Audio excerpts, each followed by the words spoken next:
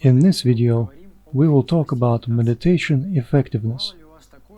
Have you ever felt that after some considerable time goes by, 1 year for example, you look back and think, what if all this time that I've spent on social networks, reading news, computer games, what if all this time I had spent on my own development? Learned a foreign language, for example, learned coding, and began earning money with this new skill, or went to the gym and improved my health. Then I'd already be a happy, successful person. What a pity that I've wasted all this time. You can think this way, even if you are meditating for a few months or a year.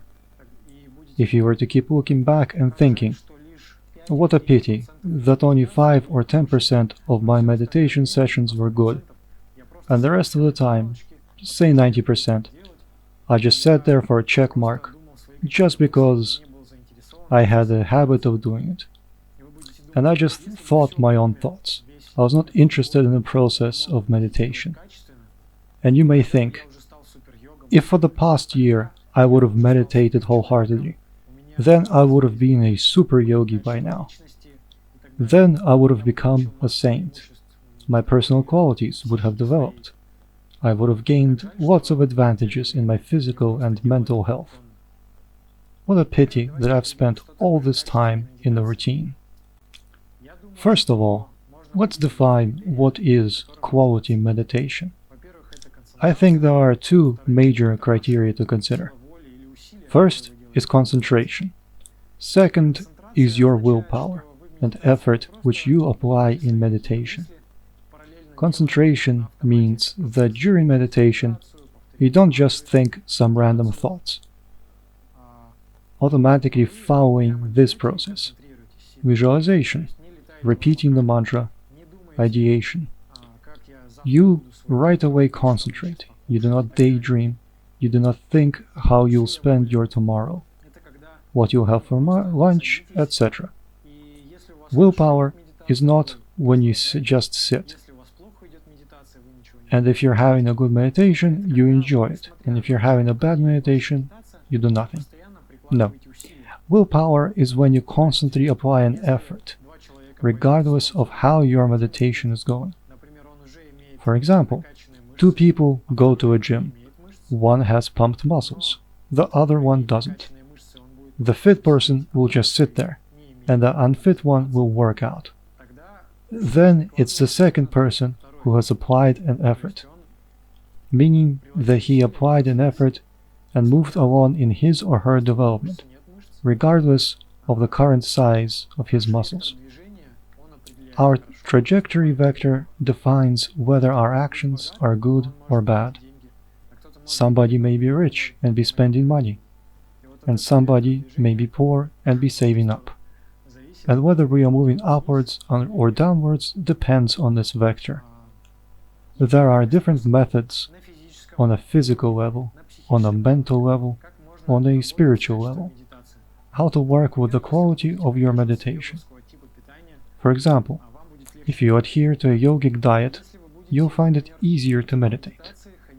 If you take a shower and rinse yourself with cold water before meditation, you will find it easier to meditate.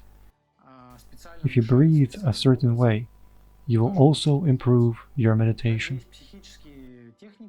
There are also mental techniques, and I want to tell you about some of them.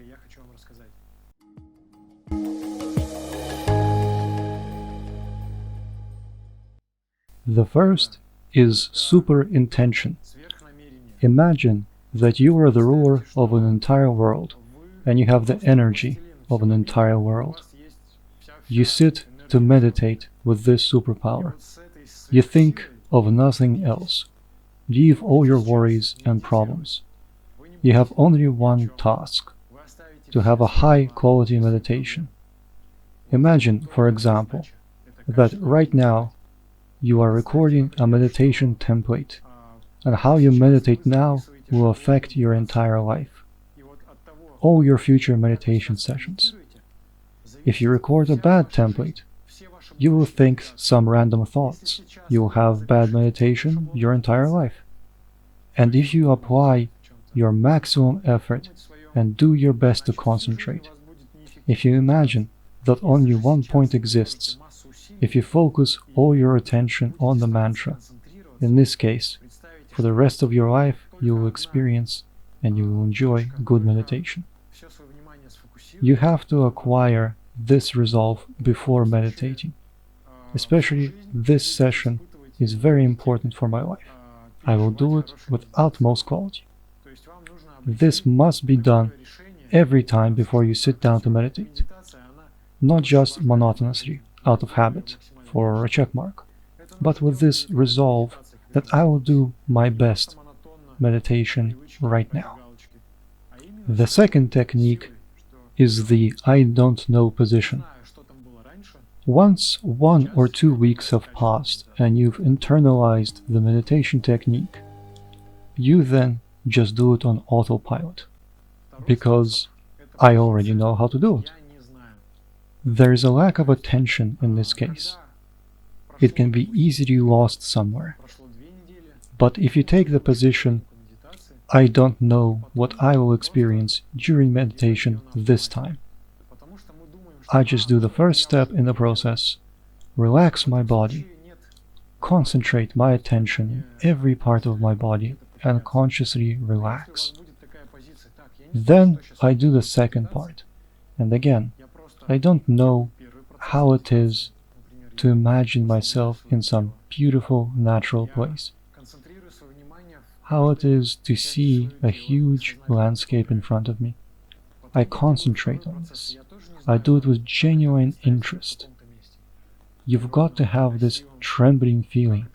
What's going to happen now?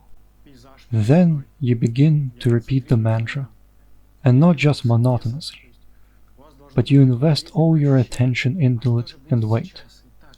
Now, with my every repetition of the mantra, its every syllable resonates in the universe, and there is nothing but this syllable. You do it like this.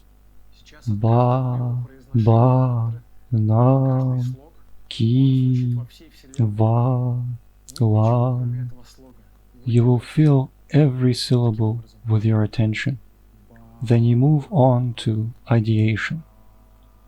And again, you don't know what this is. What does it mean that all is love? I mean, you probably do have some program or template in your head on how to receive this ideation, how to enter this state, but try to do this with maximum consciousness, as if there is no future, no past, there is no time at all, there is only this moment, this now, and in this now I am trying to sense what it is. All is supreme consciousness.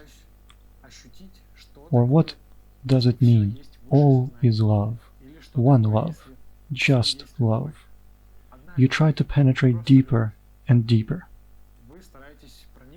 The third technique is the intention to not move during meditation. When you sit and your body is still in one position, the more time passes, the calmer your mind becomes. As soon as you move, you scratch somewhere, for example, or you get uncomfortable and change your position. You squirm, constantly change your pose. This way is uncomfortable, and this way also.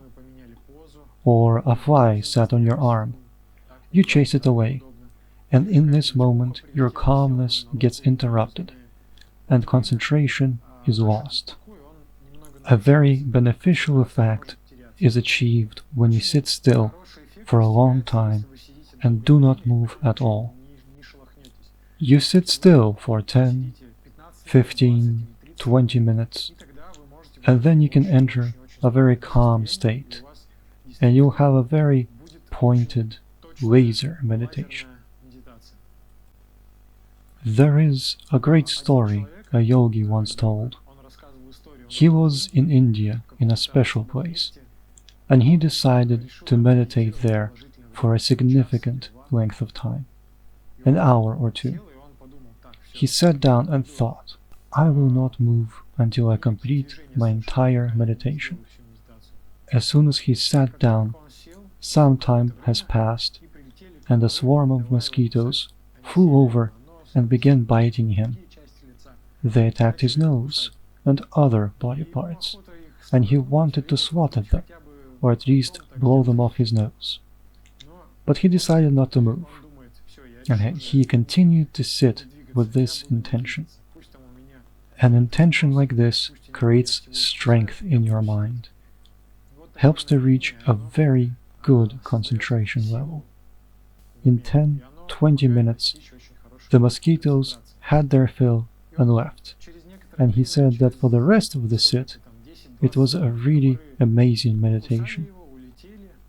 Understandings, visions, insights, all of it due to the fact that he committed to a clear intention and accomplished it. Did not give up in the face of difficulties. Of course, in the beginning, when your legs hurt or fall asleep or your back hurts, then you can shift your pose. For example, if you're sitting in a half-lotus pose, change it to a cross-legged pose in 5 minutes. But it would be best not to move except for the pose change, even if someone's at the door, or the phone is ringing, a message notification beeps. It's best to turn the phone off completely. But if something is bothering you from the outside, you think, when my meditation timer goes off, I'll get up. I won't squirm now. This will improve your meditation quality.